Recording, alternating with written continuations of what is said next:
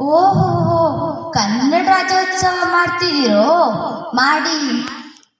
ನೀವೆಲ್ಲ ಒಂಥರ ಬ್ರಹ್ಮ ಕಮಲ ಇದ್ದ ಹಾಗೆ, ಒಂಚುಕ್ಕೊಂದೇ ಸತಿ ಅರಳೋದು, ಒಂದೇ ದಿನ ಉಳಿಯೋದು. ಮತ್ತೆ ನಿಮ್ಮ ಬಾಯಿಂದ ಕನ್ನಡ ಕೇಳಬೇಕು ಅಂದ್ರೆ 1 ವರ್ಷ ಬೇಕಾಗ್ತದೆ.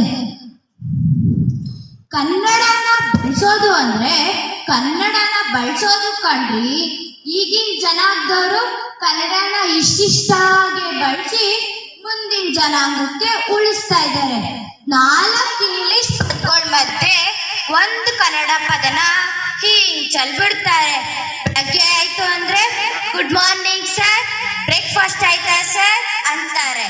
ಇದರಲ್ಲಿ good English, morning English, sir English, break English, fast English, ಕೊನೆಯಲ್ಲಿ ಆಯ್ತಾ ಮಾತ್ರ ಕನ್ನಡ ಪದ. ಆವಾಗಿನ ಕಾಲದಲ್ಲಿ ಏನಂತಿದ್ರು? ಕನ್ನಡವೇ ನಮ್ಮಮ್ಮ, ಅವಳಿಗೆ ಕೈ ಮುಗಿಯಮ್ಮ ಅಂತ ಇದ್ರು. ಇವಾಗ ಅಮ್ಮನಿಗೆ ವಯಸ್ಸಾಯ್ತಮ್ಮ, ವೃದ್ಧಾಶ್ರಮಕ್ಕೆ ಸೇರ್ಸೋತಮ್ಮ ಅಂತಾರೆ. ಕನ್ನಡ ಅಂದ್ರೆ ಎಲ್ರೂ ವೃದ್ಧಾಶ್ರಮಕ್ಕೆ ಸೇರಿಸ್ಬಿಟ್ಟಿದ್ದಾರೆ. ನನ್ನಂತ ವಯಸ್ಸಾದವ್ರು ಮಾತ್ರ ಕನ್ನಡ ಪುಸ್ತಕ ಓದೋದು, ಕನ್ನಡ ಹಾಡು ಕೇಳೋದು, ಕನ್ನಡ ಧಾರಾವಾಹಿ ನೋಡೋದು, ಕನ್ನಡ ಸಂಗೀತ ಕಾರ್ಯಕ್ರಮಕ್ಕೆ ಹೋಗೋದು, ಕನ್ನಡದಲ್ಲೇ ಉಸಿರಾಡೋದು. ಓಹೋ, ಬಂದ್ರಾ? ಬನ್ನಿ ಬನ್ನಿ, ಒಳಗ್ ಬನ್ನಿ. ಇದು good morning Karnataka. Kannada Rajyotsava sir. ಇದು ಪಾಪಿ ಕನ್ನಡ ರಾಜ್ಯೋತ್ಸವ.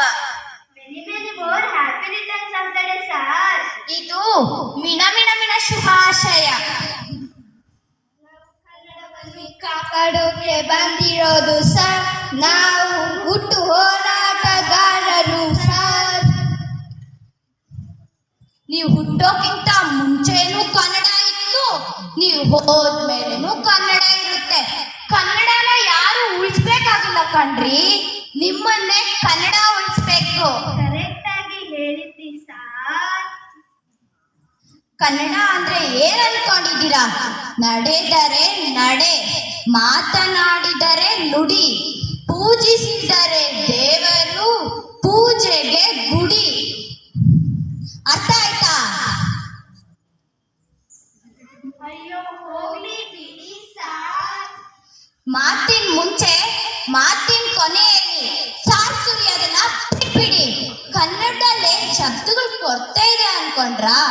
ಅಣ್ಣ ಅನ್ನಿ, ತಮ್ಮ ಅನ್ನಿ, ಬಂಧು ಅನ್ನಿ, ಬಳಗ ಅನ್ನಿ, ಅದೆಲ್ಲ ಬಿಟ್ಟು ಇದೇನಿದು ಸಾರ್ ಸಾರ್ ಅಂತ.